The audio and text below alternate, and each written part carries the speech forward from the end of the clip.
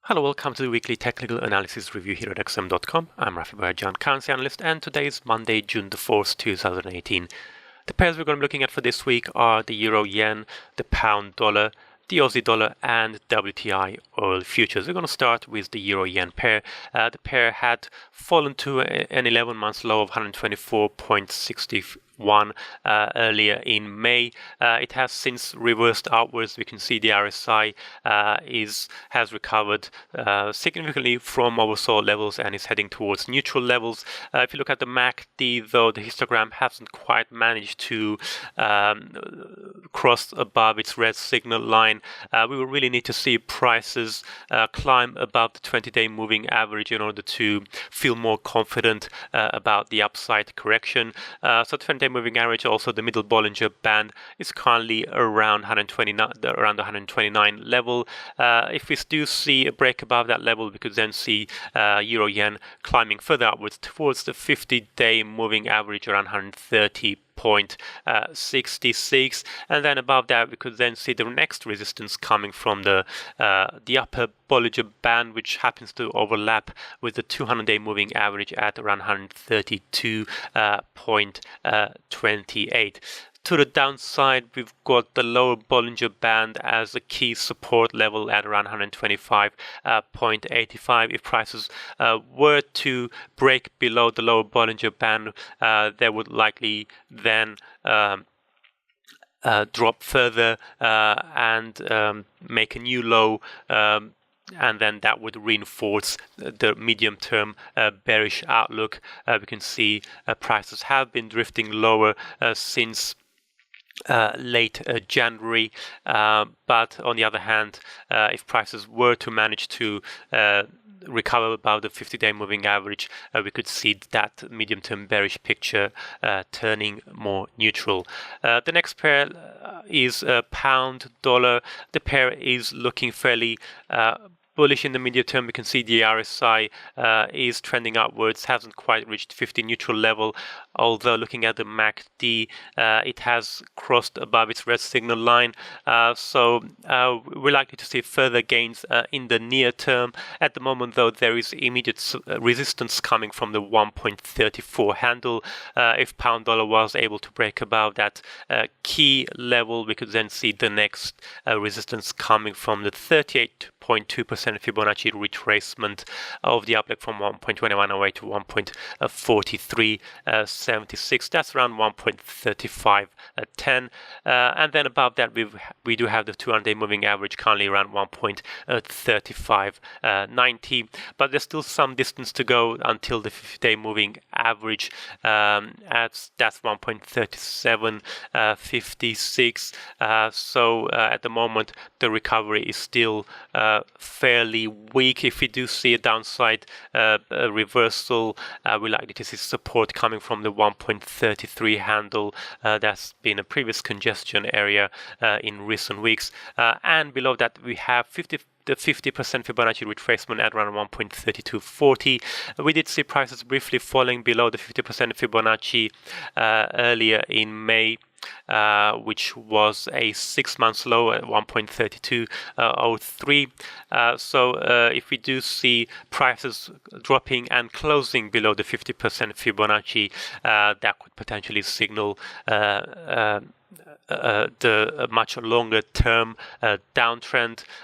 Prices have been moving lower since April, although the medium-term outlook at the moment is still fairly neutral.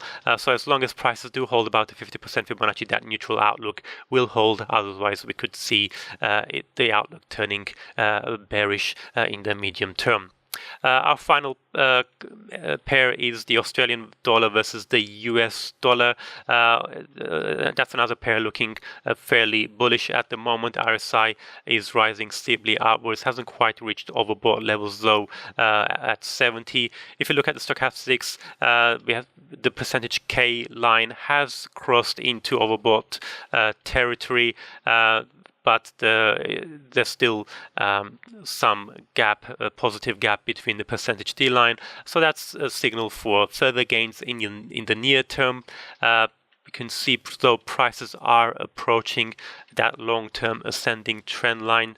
We can see that longer-term ascending trend line that goes all the way back till late 2015. It had fallen below that trend line earlier back in April, and now could be recovering back above that level, and that would signal a resumption of that longer-term uptrend. But not too far above that uptrend line, we have the 38.2% Fibonacci of the down leg from 0.8135 to 0.7412. So potentially we do have a strong resistance region between those two lines. If the pair was able to successfully break above that region, it could then be able to target the 200-day moving average, currently around 0.7753, and again that's another potential strong resistance barrier between the 200-day moving average and the 50% Fibonacci at 0.7775. If prices were able to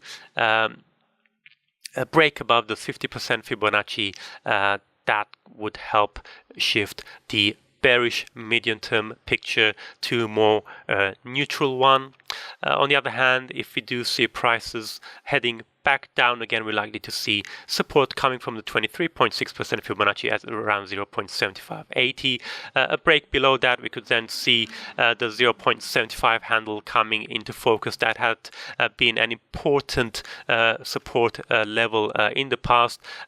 But if prices were to break below that level, we could then see the risks shifting back to the downside, and prices could then make a fresh low. We have that 11-month low of 0.7412. A breach of that low would signal a resumption of the medium-term downtrend. And finally, looking at WTI oil futures, prices have just breached that long-term ascending trend line. We've got immediate support coming from around 65.30. That's both support and resistance level in the past.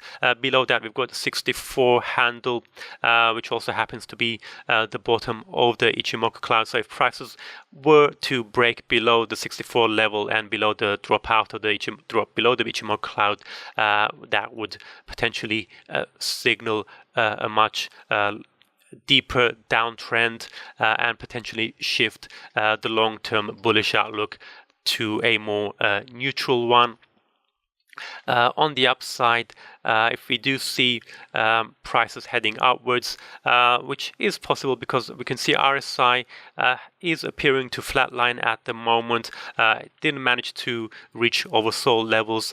Potentially the next move could be up. If that was to happen, we could then see resistance coming from the 67 handle, and above that we've got the 50-day moving average at 67.78. If prices were to break back above the 50-day moving average, that would help erase the downside bias and shift it towards a more bullish one. That's it from me. Thank you very much for watching, and have a great day.